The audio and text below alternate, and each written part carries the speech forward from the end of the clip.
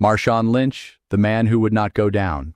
Marshawn Lynch stood in the backfield and looked ahead. 11 men stood on the other side of the football. Some were bigger, some were faster. Some had one purpose on that play: stop him. Marshawn had spent much of his life learning what resistance felt like. He grew up in Oakland. Long before packed NFL stadiums, television cameras, endorsements, and championships, there were family struggles, uncertainty, consequences, expectations, and an environment that demanded that he learn how to carry himself. Football simply gave that resistance a physical form: a defender, a collision, a hand around his waist, someone trying to pull him backward. Marshawn didn't call what he was learning the inner framework, but he was learning one of its oldest lessons. The obstacle outside of you does not determine the power available within you. There is the physical plane. It contains the circumstances, your body, your environment, your opponent, your history, the scoreboard, the clock, the things that have already happened, and the things standing directly in front of you. Marshawn could not make the defenders disappear. He had to run through them. But there was also the mental plane. What does resistance mean? Does resistance mean stop? Or does resistance mean push? Does being hit mean fall? Or find your balance? Does someone doubting you mean maybe they're right? Or keep moving? The circumstance does not make that decision. You do. That is perception. That is sovereignty. And then there is something deeper. The place within a person that says, I am still here. Call it will, call it spirit, call it identity, call it beast mode. The inner framework calls our attention to the same principle. There is an internal state from which thought and action emerge. Spirit, mind, matter, be, see, do. Marshawn became known for something unusual. The first defender might hit him. He kept going. The second might wrap him up. He kept going. A third might grab him from behind. His legs kept moving. And sometimes something happened after that first collision. The man who appeared stopped became harder to stop. That is why the Beastquake run became bigger than a touchdown. January 8th, 2011. Seattle was playing the defending Super Bowl champion New Orleans Saints. The Seahawks had entered the postseason with a losing record. Late in the fourth quarter, Seattle led 34-30. Marshawn received the ball. He was hit near the line. He didn't go down. Another defender came, then another, then another. Hands grabbed him. Bodies collided with him. Still, he moved forward. 8 Saints defenders got a hand on him during the 67-yard touchdown run.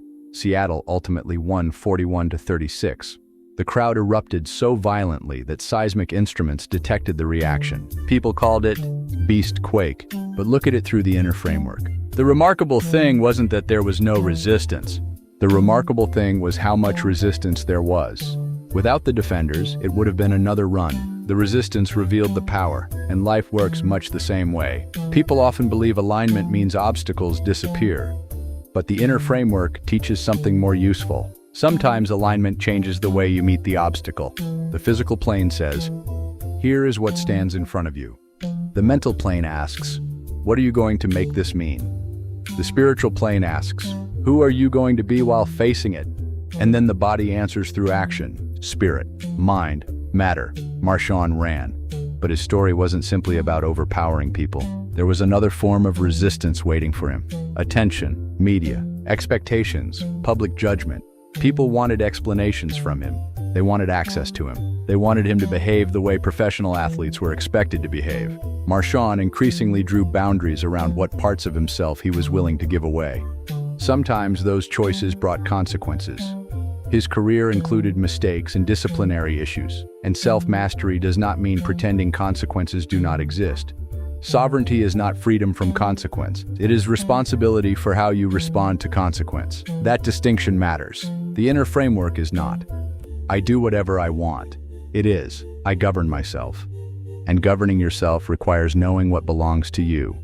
Your attention, your effort, your response, your identity, your next action. Lynch eventually became famous for refusing to perform a personality simply because others expected one from him.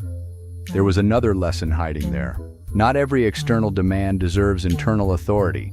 The world can speak about you without becoming the voice inside you. The crowd can cheer. The crowd can boo. Reporters can criticize. People can misunderstand. The scoreboard can say you're behind. A defender can have both arms around you. None of those things gets the final vote on who you are. And perhaps that is why Marshawn's greatest moments looked the way they did. Seattle later described him as a player who was especially effective in big games. Across 11 postseason games with Seattle, he accumulated 937 rushing yards and 9 touchdowns, including 6 100-yard performances. When the pressure increased, something inside him seemed to become more available. That is the part worth studying, because everyone has experienced their own version of third and short. Everyone eventually reaches a moment when life says, "We need something from you now. Not tomorrow, not when you feel better, not after everything becomes easier. Now, maybe it is your family depending on you. Maybe it is losing a job. Maybe it is starting over, and maybe it is grief. Maybe it is temptation. Maybe it is fear. Maybe everything you planned has collapsed, and suddenly there is no open field. There are bodies everywhere, resistance everywhere, reasons to stop everywhere. That is when the inner framework becomes more than philosophy. Crawl taught you awareness. You learned to recognize what was happening inside you. Walk taught you application. You learned to regulate thought, emotion, perception, and action. Then eventually comes run. There isn't time to recite the teaching. There isn't time to analyze every principle, but you become it. Marshawn didn't need to think, "Now I will practice sovereignty."